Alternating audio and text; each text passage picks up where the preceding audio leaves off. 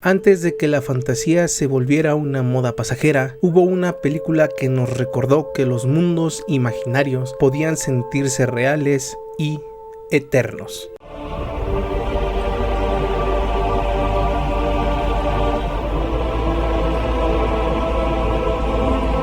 ¿Qué tal, gente? Espero que se encuentren excelente. Yo soy el Búho Dusquera y sean nuevamente bienvenidos al Nido. Hoy vamos a hablar de una película que no solo marcó el cine de fantasía, sino que cambió la forma en la que se adaptan mundos completos al cine. El Señor de los Anillos, la Comunidad del Anillo.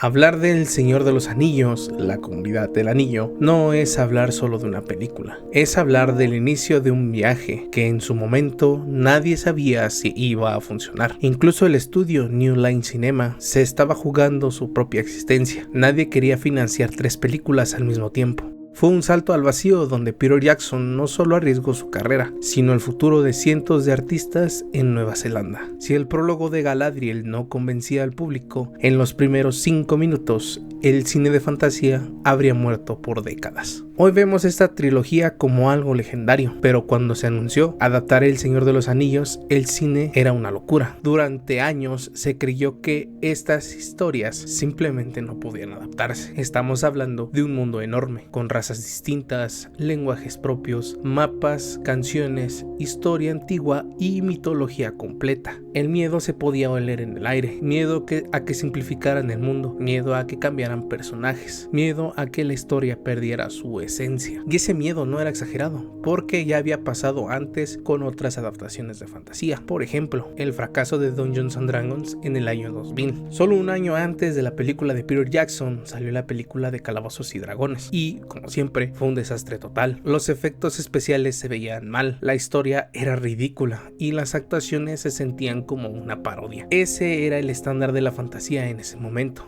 algo que no se tomaba en serio a sí mismo. Otro ejemplo sería la versión animada de El Señor de los Anillos, de Ralph Bakshi, de 1978. Mucha gente recordaba este intento, aunque tiene su encanto. La película quedó a medias, solo cubría parte de la historia y el estilo visual era muy extraño para muchos. La sensación general era, si ni siquiera en dibujos animados pudieron terminarla, en acción real sería un desastre. Y por último, la tendencia de simplificar, el miedo a Tolkien. En esa época, Hollywood tenía la costumbre de quitarle la profundidad a los libros para que fueran más fáciles de entender. El miedo era que convirtieran a Legolas y Gimli en personajes de chistes tontos, que un poco pasó después, pero en la comunidad se mantuvo bastante bien. El miedo era que eliminaran la mitología, los lenguajes élficos o que cambiaran el final trágico por uno de Disney, donde todos viven felices y sin cicatrices. Además, no era solo una película, era una trilogía completa, filmada casi al mismo tiempo, con un presupuesto gigantesco y con la presión de que si la primera fallaba, todo se venía abajo. No había margen de error. Si la Comunidad del Anillo no funcionaba, no había segunda oportunidad. Y aún así, cuando la película empieza, no lo hace con prisa, no te lanza la acción inmediatamente, no te explica todo con diálogos largos, te introduce poco a poco, te deja entender que está en juego antes de que el peligro llegue, te muestra la comarca y te deja sentir esa calma, y en ese punto te das cuenta de algo muy importante. Este mundo respira. Esa sensación de realidad no es casualidad. Mientras que hoy todo se soluciona con una pantalla verde, en la Comunidad del Anillo se construyeron miniaturas masivas. Los famosos Bigatures. Rivendell existía físicamente. Moria tenía texturas reales. Cuando los actores tocan las paredes, están tocando algo que artesanos fabricaron a mano. Eso es lo que engaña a nuestro cerebro y nos hace creer que la Tierra Media es un lugar que podemos visitar. No se siente como un escenario, se siente como un lugar que existía antes de que llegáramos como espectadores. La película confía en que te quedes, en que observes y en que escuches. Y cuando una historia confía así en su espectador, sabes que estás enfrente de algo muy especial.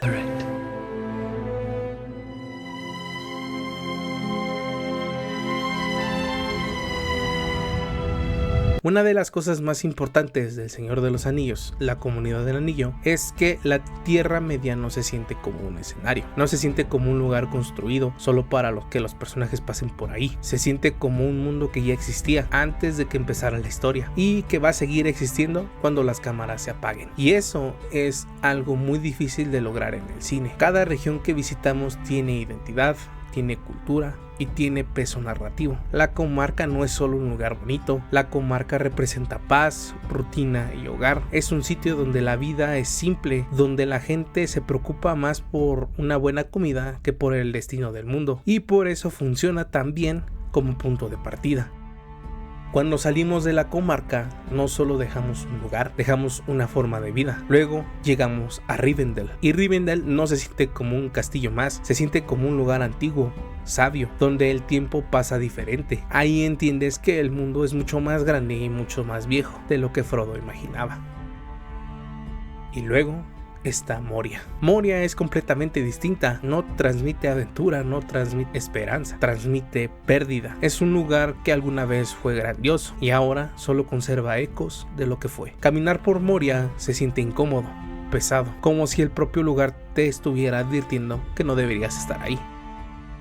Y lo impresionante es que la película no te explica todo esto con diálogos eternos. No hay un personaje diciendo, este lugar es importante por esto y esto. La película confía en que tú lo sientas, y lo sientes por la música, por la arquitectura, por el silencio, por cómo se mueven los personajes dentro del espacio. La Tierra Media se construye con detalles, no con explicaciones. Y cuando una película confía así en su espectador, cuando no subestiman su atención ni su imaginación, el mundo se vuelve real. Por eso la Tierra Media no se siente como un fondo bonito, se siente como un mundo vivo, con historia, con memoria y con consecuencias.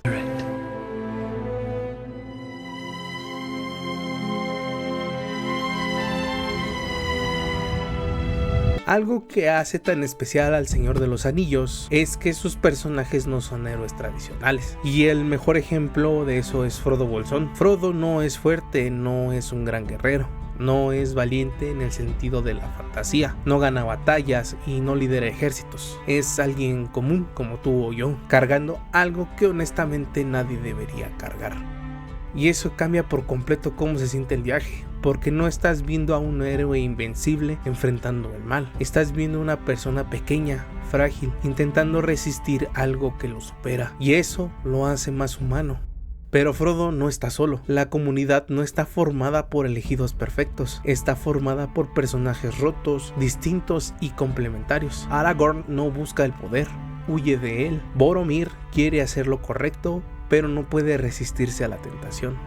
Hablar de Boromir es quizá el personaje más trágico y necesario. Él no es un elfo inmortal ni un mago, es un hombre desesperado, viendo cómo su pecho muere. Su tentación por el anillo no nace de la maldad, sino del miedo, y su redención final nos enseña que en este mundo, incluso el que cae puede levantarse. Es el recordatorio de que los hombres, aunque frágiles, son esenciales para esta lucha. Gandalf también entiende el peligro del anillo, pero también entiende que no puede cargarlo él mismo. Incluso personajes que parecen seguros como Legolas o Gimli tienen sus límites, y eso es clave, porque la película nunca te hace sentir que alguien está a salvo. No hay armaduras de guión, sabes que cualquiera puede caer, cada decisión pesa, cada paso tiene consecuencias. El viaje no se siente como una aventura divertida, se siente como una carga compartida, y eso es lo que hace que el viaje se sienta tan poderoso. No avanzan porque quieran gloria, avanzan porque alguien tiene que hacerlo, y muchas veces avanzar ya es un acto de valentía. Por eso mismo la escena de cuando Gandalf muere junto al Balrog tiene tanto peso, pues es lo que venimos diciendo: realmente nadie está a salvo y cualquiera puede desviarse y morir. Por eso hace un contraste con tantas obras modernas. Nadie quiere arriesgar a que los fans los odien por matar a su personaje favorito, porque yo siempre he pensado, si un personaje debe morir para que la historia tenga un desarrollo, mejor que así sea.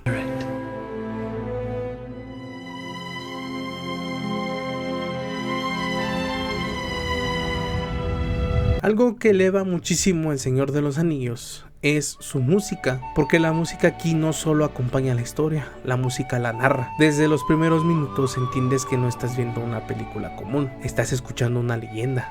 Hay temas que transmiten paz y hogar, como cuando estamos en la comarca. Esa música te hace sentir seguro, te hace sentir que todo está bien, y por eso duele más cuando ese lugar se queda atrás. Luego hay temas que anuncian peligro, no necesitas ver al enemigo, la música te avisa que algo se está acercando, que el mundo ya no es tan seguro como parecía. Y también hay temas que no te dicen nada concreto, pero te hacen sentir que estás presenciando algo grande, algo antiguo, como si la historia que estás viendo ya hubiera sido contada antes muchas veces y ahora tú solo fueras un testigo más. Pero lo más importante no es solo la música, es el uso del silencio. La película sabe cuándo callarse, sabe cuándo dejar que el viento, los pasos o la respiración de los personajes hablen por sí solos. Eso hace que cada nota musical tenga más peso cuando aparece. Howard Shore no solo hizo canciones bonitas, creó leitmovits. Cada raza tiene su propio instrumento. Los hobbits son flautas y violines saltarines.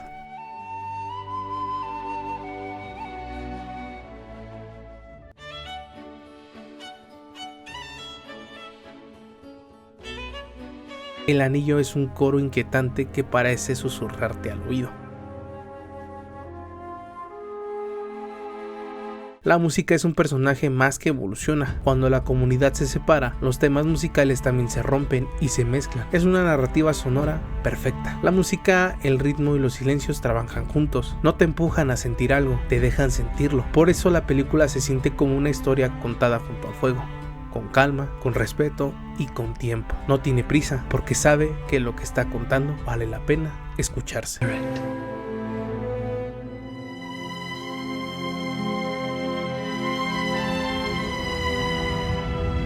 El verdadero legado del Señor de los Anillos es que demostró algo que en su momento no era nada obvio. Demostró que la fantasía podía ser cine de alto nivel, no como algo menor, no como algo infantil, no como un género de nicho. Demostró que se podía respetar la obra original sin simplificarla, que no hacía falta tratar al espectador como alguien que no va a entender, que podía confiar en su atención, en su paciencia y en su imaginación. Después de La Comunidad del Anillo, muchas películas intentaron hacer lo mismo. Muchas quisieron construir mundos grandes, historias épicas, universos complejos, pero pocas entendieron por qué esto funcionó. Por ejemplo, el ejemplo de error de diseño en Eragon. En el video pasado hablamos del libro de Eragon. Si bien es una obra excelente, su película no tuvo tanta suerte, al grado de volverse un fanfic muy costoso, pero ya hablaremos de ese bodrio en otro video. Otro ejemplo es la prisa por crear las crónicas de Narnia, el león, la bruja y el ropero, que decidieron contar la historia de manera errónea, desde los Pevensie, cuando debió de ser desde el Génesis, que fue el profesor. Y por último, sería Furia de Titanes o Warcraft. Si bien ambas películas me gustaron, podemos decir que no respetaron su mundo, completamente intentando dar universos completos en una sola película, confiando en los fans, pero un fanático no se compara con la cantidad de gente que no conoce la obra y que se abruma si intentas meterlas forzadamente. Sería bueno hacer un video más adelante de estas películas, si es así déjenmelo en los comentarios, pero bueno, me desvío.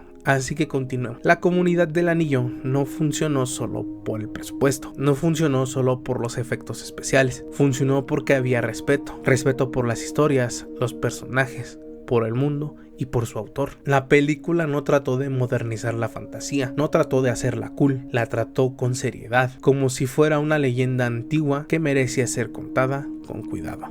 Y eso cambió el cine. Después de esto ya no se podía decir que la fantasía no funcionaba en pantalla, ya no se podía decir que los mundos imaginarios eran solo para niños, porque La Comunidad del Anillo dejó algo muy claro: las historias imaginarias no son infantiles, son profundamente humanas.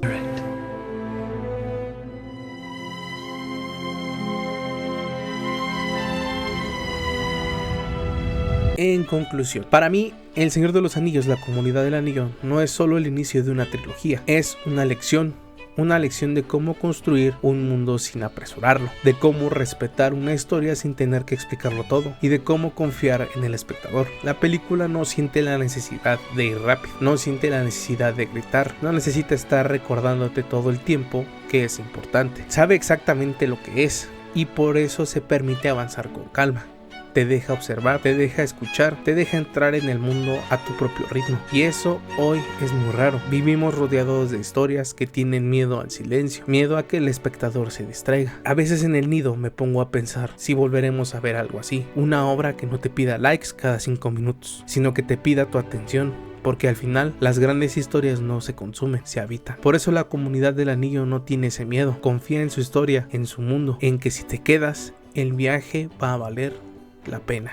Pero bueno, hemos llegado al final. Si viste La Comunidad del Anillo en el cine o en casa por primera vez, dime en los comentarios qué fue lo que más te marcó. Si te gustó el video, suscríbete y deja tu like. Eso ayuda muchísimo a que este nido siga creciendo. También hago streams de martes a sábado en el YouTube morado y subo clips a Instagram y TikTok. Me puedes encontrar en las 3 como Dusquera, por si quieres pasarte a saludar. Yo soy el Búho Dusquera y nos vemos en el próximo video.